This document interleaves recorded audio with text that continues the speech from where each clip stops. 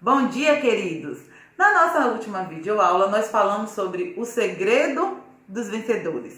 Bom, o segredo para os vencedores é ser persistente e não desistir. E hoje eu quero falar sobre um personagem que ele não desistiu, na verdade ele persistiu.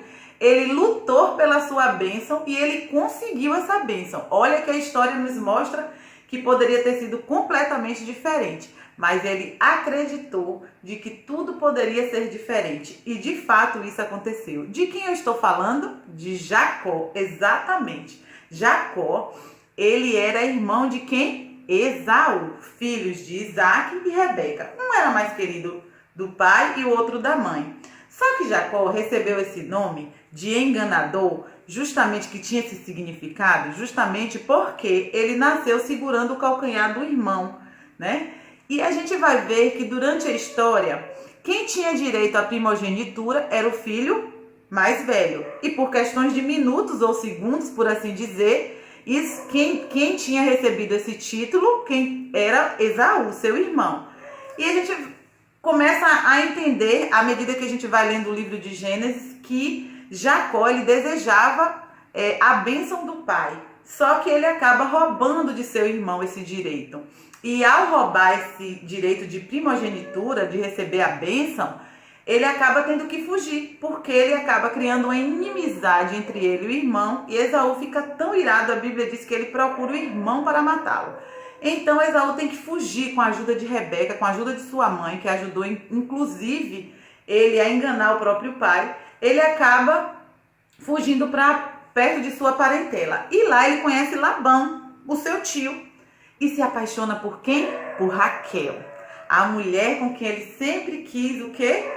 Viver, com quem ele queria se casar. Só que ele faz um acordo com Labão e ele trabalha durante 7 anos para tê-la como esposa, mas ele também acaba sendo o quê? Enganado.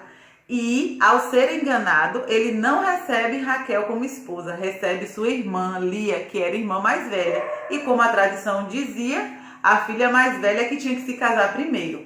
Não era propósito de Deus que o homem tivesse mais de uma mulher naquela época, mas o homem nem sempre obedecia ou fazia a vontade do Senhor. E Jacó acaba trabalhando mais 7 anos, ou seja, totalizou aí 14 anos trabalhando para ter a mulher amada que era Raquel. Mas chega um momento da história que a gente percebe que Jacó ele decide voltar para o local onde seu irmão vivia, porque ele queria se reconciliar com o irmão. Só que existia um porém aí. Durante toda a história a gente vai ver o seguinte: Jacó enganou e foi enganado, mas ele ainda não tinha tido um encontro com Jesus a ponto de ser transformado. Então a Bíblia diz que ao retornar, né, para a procura do irmão, ele para no vale de Jaboque. E lá a Bíblia diz que um anjo aparece à noite e Jacó começa a lutar com esse anjo.